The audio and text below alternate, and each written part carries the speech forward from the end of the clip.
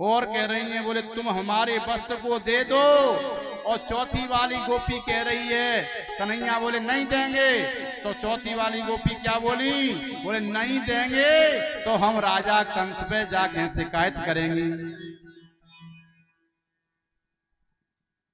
ये शब्द किस गोपी ने कहा, तो नहीं दोगे तो फिर धमकी किसकी होती है?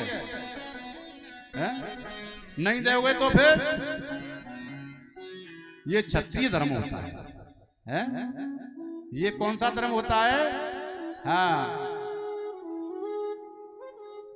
हमारे ठाकुर साहब की जब ठकुराई चलती है तो महाराज क्षत्रिय तो शुरू से ही ब्राह्मणों की सेवा में रहे हैं, ब्राह्मणों की सेवा शुरू से करते आए हैं, आज भी क्षत्रिय ब्राह्मणों की सेवा में लगे हैं।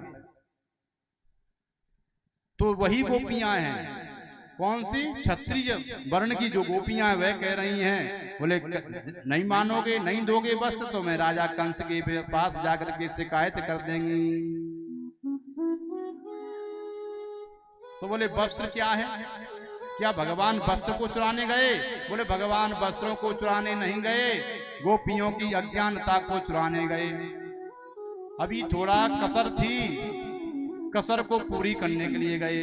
थोड़ा ज्ञान अज्ञान का पर्दा था, वो अज्ञान का पर्दा हटाने के लिए भगवान ने वस्त्रों को चुराया।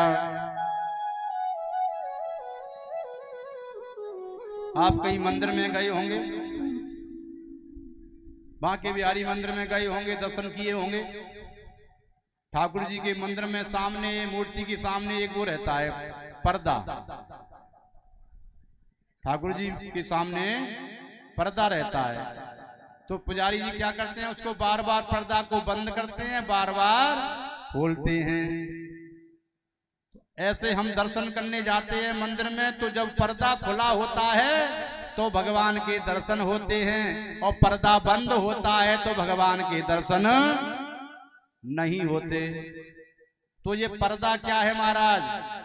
ये वस्त्रों का पर्दा है, ये अज्ञान का पर्दा है, ये अविद्या का पर्दा है।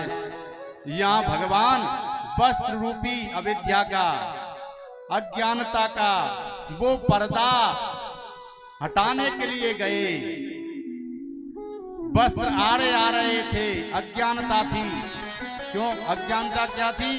क्योंकि जल में निर्वस्त्र होकर के स्नान कर रही थी, पूजा तो कर रही थी कात्यायनी देवी की, भगवान की भक्ति कर रही हैं, लेकिन तुम भक्ति कुछ गलती कर रहे हैं तो उसमें फिर महाराज गलती हो जाती है, तो बीच में प्रभु सेवा भक्ति छूट जाती है, भगवान नहीं मिलते।